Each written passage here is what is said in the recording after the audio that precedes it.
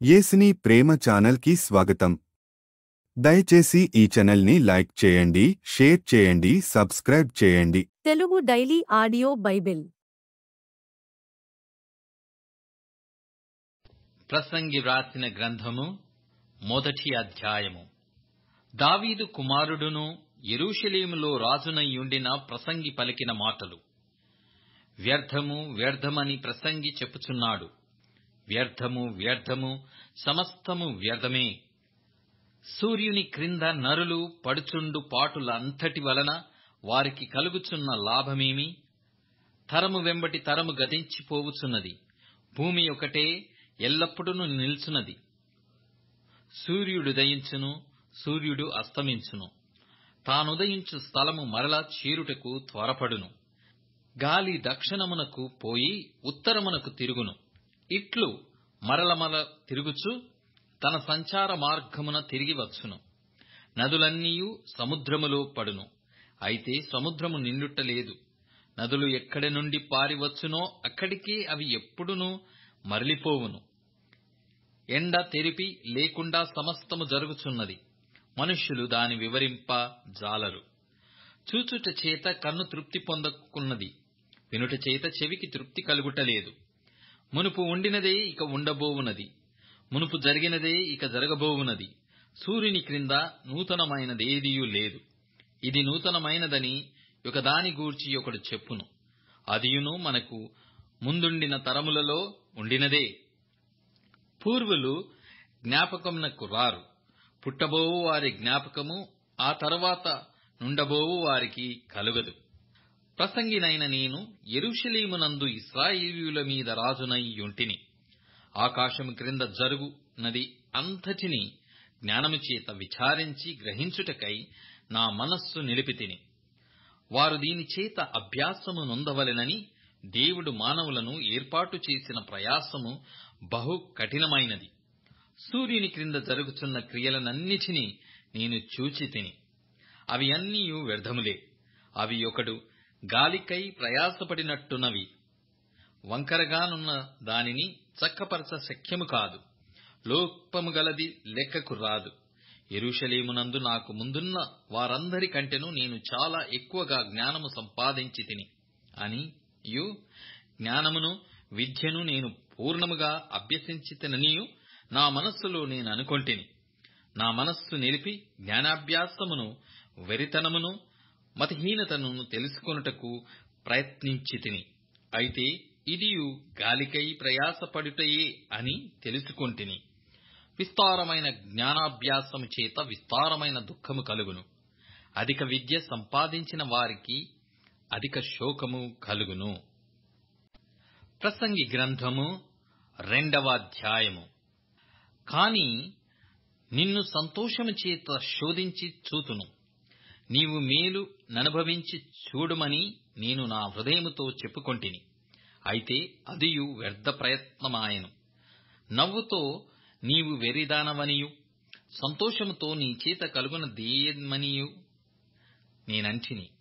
నా మనస్సు ఇంకను జ్ఞానమును అనుసరించుచుండగా, ఆకాశము క్రింద తాము బ్రతుకు కాలమంతయు మనుష్యులు ఏమి చేసి మేలు అనుభవింతురో చూడవలెనని తలచి, నా దేహమును ద్రాక్షారసము చేత సంతోషపరచుకొందుననియు, మతిహీనత యొక్క సంగతి అంతయు గ్రహింతుననియు నా మనస్సులో నేను యోచన చేసుకొంటిని. నేను గొప్ప పనులు చేయబూనుకొంటిని. నా కొరకు ఇండ్లు కట్టించుకొంటిని, ద్రాక్ష తోటలు నాటించుకొంటిని. నా కొరకు తోటలను, శృంగారవనములను వేయించుకొని వాటిలో సకల విధములైన ఫలవృక్షములను నాటించి తిని. వృక్షముల నారుమళ్లకు నీరుపారుటకై నేను చెరువులు త్రవ్వించుకొంటిని. పనివారిని, పనికత్తెలను సంపాదించుకొంటిని. నా ఇంట పుట్టిన దాసులు నాకుండిరి. యెరూషలేమునందు నాకు ముందుండిన వారందరికంటే ఎక్కువగా పనివారిని, పనికత్తెలను సంపాదించుకొంటిని. నా ఇంట పుట్టిన దాసులు నాకుండిరి. యెరూషలేమునందు నాకు ముందుండిన వారి అందరికంటే ఎక్కువగా పశులు మందలును, గొర్రె మేకల మందలును బహు విస్తారముగా సంపాదించుకొంటిని. నా కొరకు నేను వెండి బంగారములను, రాజులు సంపాదించు సంపదను, ఆయా దేశములలో దొరుకు సంపత్తును కూర్చుకొంటిని. నేను గాయకులను గాయకురాండ్రను మనుష్యులిచ్చించు సంపదలను సంపాదించుకొని బహుమంది ఉపపత్నులను ఉంచుకొంటిని. నాకు ముందు యెరూషలేమునందున్న వారందరికంటెను నేను ఘనుడనై అభివృద్ధి నొందితిని. నా జ్ఞానము నన్ను విడిచిపోలేదు. నా కన్నులు ఆశించిన వాటిలో దేనిని అవి చూడకుండా నేను అభ్యంతరము చేయలేదు. మరి నా హృదయము నా పనులన్నిటిని బట్టి సంతోషింపగా, సంతోషకరమైనదేదియూ అనుభవించకుండా నేను నా హృదయమును నిర్బంధింపలేదు. ఇదే నా పనులన్నిటి వలన నాకు దొరికిన భాగ్యము. అప్పుడు నేను చేసిన పనులన్నీయు, వాటి కొరకై నేను పడిన ప్రయాసమంతయు నేను నిదానించి వేచింపగా, అవన్నీయు వ్యర్థమైనవిగాను, ఒకడు గాలికి ప్రయాసపడినట్టుగాను అగుపడెను. సూర్యుని క్రింద లాభకరమైనదేదియూ లేనట్టు నాకు కనబడెను. రాజు తరువాత రాబోవువాడు ఇదివరకు జరిగిన దాని విషయము సైతము ఏమి చేయునో అనుకొని నేను జ్ఞానమును వెరితనమును మతిహీనతను పరిశీలించుటకై పూనుకొంటిని. అంతటా చీకటి కంటే వెలుగు ఎంత ప్రయోజనకరమో, బుద్ధిహీనత కంటే జ్ఞానము అంత ప్రయోజనకరమని నేను తెలుసుకొంటిని. జ్ఞానికి కన్నులు తలలో నున్నవి, బుద్ధిహీనుడు చీకటి యందు నడుచుచున్నాడు. అయినను అందరికిని ఒక్కటే గతి సంభవించునని నేను గ్రహించితిని. కావున బుద్ధిహీనునికి సంభవించునట్లే నాకును సంభవించును. గనక నేను అధిక జ్ఞానము ఏల సంపాదించితినని నా హృదయమందనుకొంటిని. కావున బుద్ధిహీనునికి సంభవించునట్లే నాకును సంభవించును. గనుక నేను అధిక జ్ఞానము ఏల సంపాదించితినని నా హృదయమునందనుకొంటిని. ఇదియో వ్యర్థమే. బుద్ధిహీనులను గూర్చినట్లుగానే జ్ఞానులను గూర్చియు జ్ఞాపకము ఎన్నటికినీ ఉంచబడదు. రాబోవు దినములలో వారందరూ మరోబడిన వారయ్యుందురు. జ్ఞానులు మృతినొందు విధమెట్టిదో, బుద్ధిహీనులు మృతినొందు విధమట్టిదే. ఇది చూడగా సూర్యుని క్రింద జరుగునది నాకు వ్యసనము పుట్టించెను. అంతయు వ్యర్థము గాను, ఒకడు గాలికై ప్రయాసపడినట్టుగాను కనబడెను. గనక బ్రతుకుట నాకసహ్యమాయెను. సూర్యుని క్రింద నేను ప్రయాసపడి చేసిన పనులన్నిటినీ నా తరువాత వచ్చువానికి నేను విడిచిపెట్టవలెనని తెలిసికొని నేను వాటి యందు అసహ్యపడితిని. వాడు జ్ఞానము గలవాడయ్యుండునో బుద్ధిహీనుడయ్యుండునో అది ఎవనికి తెలియను? అయితే సూర్యుని క్రింద నేను ప్రయాసపడి జ్ఞానము చేత సంపాదించుకొన్న నా కష్టఫలమంతటి మీదను వాడు అధికారి అయ్యుండును. ఇదియును వ్యర్థమే. కావున సూర్యుని క్రింద నేను పడిన ప్రయాసమంతటి విషయమై నేను ఆశ విడిచిన వాడనైతిని. ఒకడు జ్ఞానముతోనూ తెలివితోనూ యుక్తితోనూ ప్రయాసపడి ఏదో ఒక పని చేయును. అయితే దాని కొరకు ప్రయాసపడని వానికి అతడు దానిని స్వాస్థ్యముగా ఇచ్చివేయవలసి వచ్చును. ఇదియు వ్యర్థమును గొప్ప చెడుగునయ్యున్నది. సూర్యుని క్రింద నరునికి తటస్థించు ప్రయాసమంతటి చేతను వాడు తలపెట్టు కార్యములన్నిటి చేతను వానికేమి దొరుకుచున్నది? వాని దినములన్నీయు వ్యసనకరములు, వాని పాట్లు వ్యసనకరములు. రాత్రి అందైనను వాని మనస్సునకు నెమ్మది దొరకదు. ఇది వ్యర్థమే.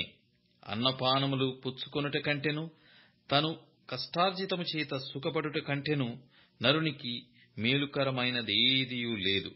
ఇదియును దేవుని వలన కలుగునని నేను తెలిసికొంటిని. ఆయన సెలవు లేక భోజనము చేసి సంతోషించుట ఎవరికి సాధ్యము? ఏలయనగా దైవదృష్టికి మించిన వాడుగా నుండువానికి దేవుడు జ్ఞానమును తెలివిని ఆనందమును అనుగ్రహించును.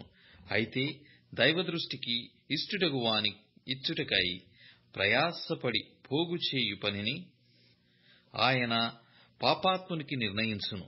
ఇదియు వ్యర్థము కాను, ఒకడు గాలికై ప్రయాసపడినట్టుగాను ఉన్నది.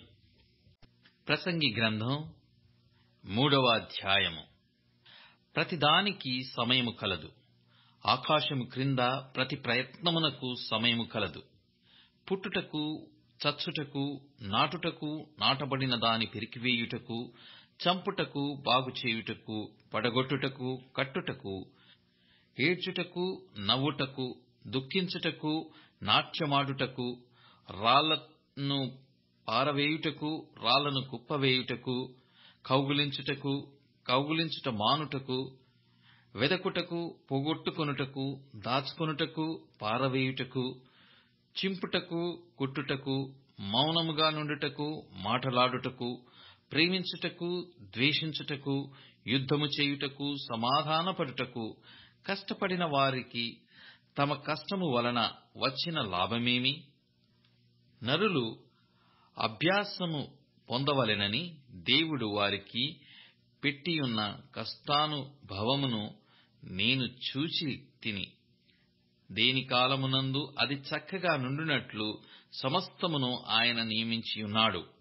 ఆయన శాశ్వత కాల జ్ఞానమును నరుల హృదయమునందుంచి యున్నాడు గాని, దేవుడు చేయు క్రియలను పరిశీలనగా తెలుసుకొనుటకు అది చాలదు. కావున సంతోషముగా నుండుట కంటెను, తన బ్రతుకును సుఖముగా వెళ్లబుచ్చుట కంటెను శ్రేష్టమైనదేదియు నరులకు లేదని నేను తెలుసుకొంటిని.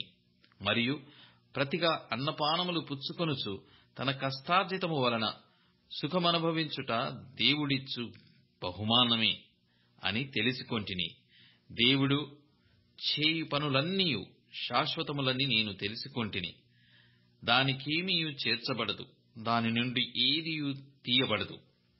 మనుష్యులు తన యందు భయభక్తులు కలిగియుండునట్లు దేవుడెట్టి నియమము చేసియున్నాడు. ముందు జరిగినదే ఇప్పుడును జరుగును, జరగబోవునది పూర్వమందు జరిగినదే.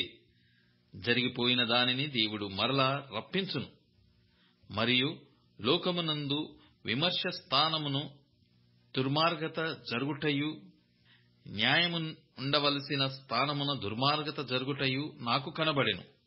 ప్రతి ప్రయత్నమునకును ప్రతి క్రియకును తగిన సమయమున్నదనియు, నీతిమంతులకును దుర్మార్గులకును దేవుడే తీర్పు తీర్చుననియు నా హృదయములో నేననుకొంటిని. కాగా తాము మృగముల వంటి వారని నరులు తెలుసుకున్నట్లును, దేవుడు వారిని విమర్శించునట్లును ఇలాగు జరుగుచున్నదని అనుకొంటిని. నరులకు సంభవించున్నది ఏదో అదే మృగములకు సంభవించును. వారికిని వాటికిని కలుగు గతి ఒక్కటే. నరులు చచ్చునట్లు మృగములను చచ్చును. సకల జీవులకు ఒక్కటే ప్రాణము. మృగముల కంటే నరులకేమీయు ఎక్కువ లేదు. సమస్తమును వ్యర్థము. సమస్తము ఒక్క స్థలమునకే పోవును. సమస్తము మంటిలో నుండి పుట్టెను. సమస్తమును మంటికే తిరిగిపోవును. నరుల ఆత్మ పరమునకెక్కిపోవునో లేదో, మృగముల ప్రాణము భూమికి దిగిపోవునో లేదో ఎవరికి తెలియను. కాగా తమకు తరువాత జరుగుదానిని చూచుటకై నరుని తిరిగి లేపికొని పోవువాడెవడునో లేకపోవుట నేను చూడగా, వారు తమ క్రియలయందు సంతోషించుట కంటే వారికి మరి ఏ మేలును లేదను సంగతి నేను తెలుసుకొంటిని. ఇదే వారి భాగము. కొరింథీయులకు రాసిన 2వ పత్రిక 9వ అధ్యాయం. పరిశుద్ధుల కొరకైన ఈ పరిచర్యను గూర్చి మీ పేర వ్రాయుటకు నాకగత్యము లేదు. మీ మనస్సు సిద్ధమై ఉన్నదని నేనెరుగుదును. అందువలన సంవత్సరము నుండి అకయ సిద్ధపడియున్నదని చెప్పి నేను మిమ్మును గూర్చి మసిదోనియా వారి ఎదుట అతిశయపడుచున్నాను. మీ ఆసక్తిని చూచి అనేకులు ప్రేరేపింపబడిరి. అయితే మిమ్మును గూర్చిన మా అతిశయము ఈ విషయములో వ్యర్థము కాకుండునట్లు నేను చెప్పిన ప్రకారము మీరు సిద్ధముగా ఉండుటకై ఈ సహోదరులను పంపితిని. మీరు సిద్ధపడని ఎడల, ఒకవేళ మసిదోనియా వారెవరైనను నాతో కూడా వచ్చి మీరు సిద్ధముగా ఉండకపోవుట చూచిన ఎడల, ఈ నమ్మిక కలిగియున్నందుకు మేము సిగ్గుపరచబడుదుము, మీరును సిగ్గుపరచబడుదురని ఇక చెప్పనేలా? కావున లోగడ ఇచ్చెదమని మీరు చెప్పిన ధర్మము పిసినితనముగా ఇయ్యక ధారాళముగా ఇయ్యవలెనని చెప్పి సహోదరులు మీ యొద్దకు ముందుగా వచ్చి దానిని జమ చేయుటకై వారిని హెచ్చరించుట అవసరమని తలంచితిని. కొంచెముగా విత్తువాడు కొంచెముగా పంట కోయును, సమృద్ధిగా విత్తువాడు సమృద్ధిగా పంట కోయును అని ఈ విషయమై చెప్పవచ్చును. సనుగు కొనకయు బలవంతముగా కాకయు ప్రతివాడును తన హృదయములో నిశ్చయించుకొనిన ప్రకారము ఇయ్యవలెను. దేవుడు ఉత్సాహముగా ఇచ్చువారిని ప్రేమించును, మరియు అన్నిటియందు ఎల్లప్పుడూ మీలో మీరు సర్వ సమృద్ధి గలవారై ఉత్తమమైన ప్రతి కార్యము చేయుటకు దేవుడు మీ ఎడల సమస్త విధములైన కృపను విస్తరింపజేయగలడు. ఇందు విషయమై అతడు వెదజల్లి దరిద్రులకిచ్చెను, అతని నీతి నిరంతరము నిలుచును అని వ్రాయబడి ఉన్నది. విత్తువానికి విత్తనమును తినుటకు ఆహారమును దయచేయు దేవుడు మీకు విత్తనము దయచేసి విస్తరింపజేసి మీరు ప్రతి విషయములో పూర్ణౌదార్య భాగ్యము గలవారగునట్లు మీ నీతి ఫలములు వృద్ధి పొందించును. ఇట్టి ఔదార్యము వలన మా ద్వారా దేవునికి కృతజ్ఞతాస్తుతులు చెల్లింపబడును. ఏలయనగా ఈ సేవను గూర్చిన పరిచర్య పరిశుద్ధుల అక్కరలకు సహాయము కలుగజేయుట మాత్రము కాకుండా అనేకులు దేవునికి చెల్లించు కృతజ్ఞతాస్తుతుల మూలముగా విస్తరించుచున్నది. ఏలయనగా క్రీస్తు సువార్తను అంగీకరింతుమని ఒప్పుకొనుట యందు మీరు విధేయులైనందు చేతను వారి అందరి విషయమును ఇంత ఔదార్యముగా ధర్మము చేసి నందుచేతను ఈ పరిచర్య మూలముగా మీ యోగ్యత కనబడినందునను వారు దేవుని మహిమపరచుచున్నారు. మరియు మీ ఎడల దేవుడు కనుపరిచిన అత్యధికమైన కృపను చూచి వారు మీ నిమిత్తమై ప్రార్థన చేయుచు మిమ్మును చూడవలెనని ఎక్కువగా కోరిక గలవారయ్యున్నారు. చెప్పశక్యము కాని ఆయన వరమును గూర్చి దేవునికి స్తోత్రము. దయచేసి ఈ ఛానల్ని లైక్ చేయండి, షేర్ చేయండి, సబ్స్క్రైబ్ చేయండి.